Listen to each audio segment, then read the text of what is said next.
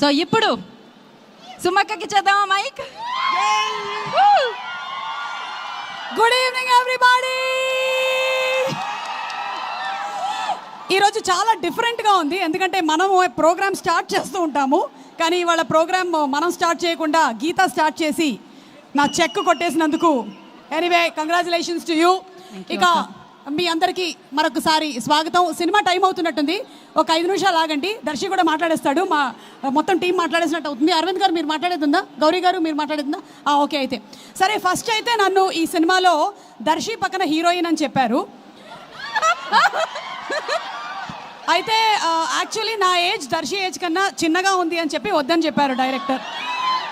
దాంతో ఆ తర్వాత మళ్ళీ మీకు ఏం క్యారెక్టరు అంటే అప్పుడు ఇలా ఒక మంచి పవర్ఫుల్ కానిస్టేబుల్ అని చెప్పి తీసుకోవడం అయితే జరిగింది. సీన్ చేసిన తర్వాత కానీ నాకు తెలియలేదు అది పవర్ఫుల్ కానిస్టేబుల్ కాదు, పవర్లెస్ కానిస్టేబుల్ అని. ఇంత మోసం చేస్తారని నేను అనుకోలేదు. ఇతని మీద section 221 divided by 22 -11 ABC case ఒకటి పెట్టాలనుకుంటున్నాను. బట్ కుర్రోడికి ఇంకా పెళ్లి కాలేదు కాబట్టి వదిలేస్తున్నాను. పెళ్లి చేసుకున్న తర్వాత అంతకన్నా పెద్దది ఏముంటుంది, అదే పెద్ద కేసు అవుతుంది, వదిలేద్దాం. ఇక పక్కన నించున్నారే ఈయన గామి అనేటువంటి సినిమాకి కూడా డిఓపి మా విశ్వనాథ్ గారు. అసలు ఆయన ఫ్రేమ్స్ పెట్టారంటే పెట్టినట్టుంటుంది. అలాగే 8 వసంతాలు సినిమా కూడా ఆయనకు ఒక చాలా గొప్ప క్వాలిటీ ఉంది. హీరోయిన్స్ని ఆయన ఎప్పుడు చాలా అందంగా చూపిస్తూ ఉంటారు, కానీ ఫర్ అ చేంజ్ ఈ సినిమాలో దర్శిని కూడా చాలా హ్యాండ్సమ్గా చూపించారు. దర్శి ఇట్లా మనం ముందుగానే జనాల్ని ప్రిపేర్ చేసేస్తే వాళ్ళు నేను హ్యాండ్సమ్గా ఉన్నాను ప్రిపేర్ అయిపోతాను. అలాగే అరవింద్ గారు హార్టీ కంగ్రాచులేషన్స్ టు యూ అండి. ఆయన ప్రొడక్షన్ బ్యూటిఫుల్గా చేశారు. Gauri he's done a wonderful job. And Janhvi thank you so much my dear John. Sunil Narayan గారిని చూస్తే మా అందరికీ ఎంత భయం వేస్తుందో, జాన్విని చూస్తే అంత కూల్గా అనిపిస్తూ ఉంటుంది. ఏమైనా ఉంటే మేము సునీల్ గారికి చెప్పాము జాన్వి జాన్వి అని వెళ్ళిపోతూ ఉంటాము. So thank you so much Janhvi.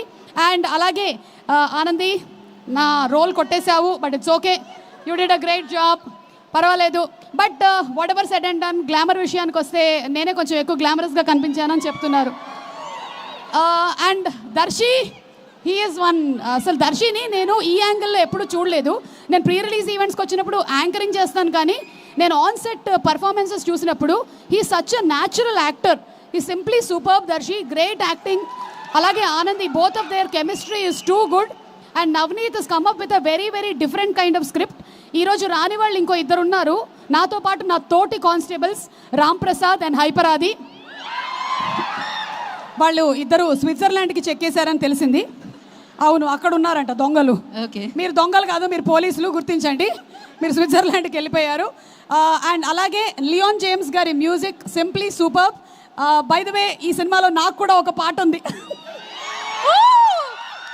ఇది కొత్త విషయం, దానికి ఒక హుక్ స్టెప్ కూడా ఉంది. క్రేజీ.